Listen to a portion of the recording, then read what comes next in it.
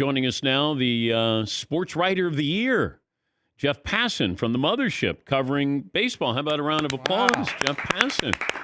Look at that. Congratulations there, Jeff. Now, Thank you, Dan. as your reward, you get to cover what's going on in Major League Baseball right now. Congratulations. Before I get to the baseball issues here, Derek Jeter and the Marlins are parting ways. Why is that? What's the best way to put this? Philosophical differences are probably the best way to put it at this point, and the degree of those philosophical differences isn't exactly clear at this point. But what's obvious is that Bruce Sherman, who Derek Jeter brought in as the money man, really, when they purchased the Marlins from Jeffrey Loria, almost 5 years ago now, and Jeter's vision for where the franchise is going was not aligning. And Derek Jeter is Derek Jeter. If he wants to go do something, he can say, peace out. I'm going to go do what I want to do. I've made enough money. I have a great situation, and literally anyone in the world will hire me. So I don't know what this means for Derek Jeter's future in baseball and sports. Maybe he goes somewhere else, but he is not with the Marlins anymore. And I think baseball as a whole is worse off for not having him in it. Who's had a better post-playing career, A-Rod or Derek Jeter? Oh, boy. Is A-Rod still under contract with ESPN? Because that might actually change my answer. No, Derek Jeter's probably. Wait, you're saying Jeter's had a better post-career? A-Rod's on Sunday Night Baseball, Fox postseason, Shark Tank, owns the Minnesota Timberwolves. Yeah, you know what? He's got the Timberwolves part I had forgotten about. I was just going to say ownership always beats participation. So I was going to go with the ownership part of it. But since A-Rod actually is still, and we don't know what percentage, by the way, he owns. I'm still going with Jeter. Okay. Sorry. All right. All right. So give us the Cliff Notes version. Don't lawyer this up here. Just give us what do we need to know about baseball right now? What's the biggest issue that is keeping us from baseball right now?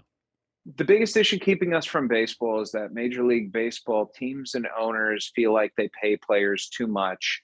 And that players, after years of mistreatment, whether it is salaries being lowered over the last 4 years, whether it's getting their service time manipulated, whether it's free agency changing, indignity after indignity, are pissed off and saying, we're tired of this and not going to accept your garbage offer.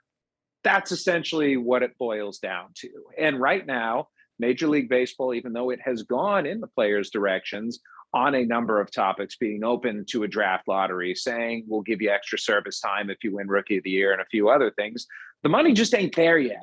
And the thing that's holding this up, Dan, is the luxury tax, which is not a surprise because it essentially has functioned in many ways as a salary cap over the last 5 years. And all Major League Baseball teams have wanted, going back to the dawn of time and the labor organization in the sport, has been a salary cap. What happens today? Major League Baseball cancels the first week of games. And suddenly some pressure is put on the players to say, okay, are we really willing to give up paychecks here? Because up until this point, they don't get paid during spring training. They don't get paid during the offseason.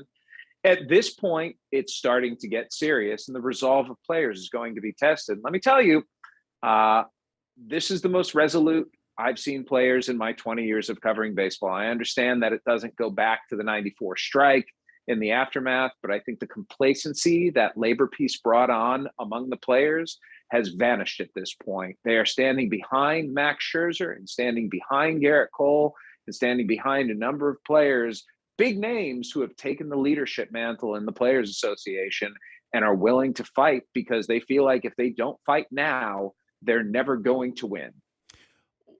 I saw this with the Associated Press where they point out that Max Scherzer is making whatever per day.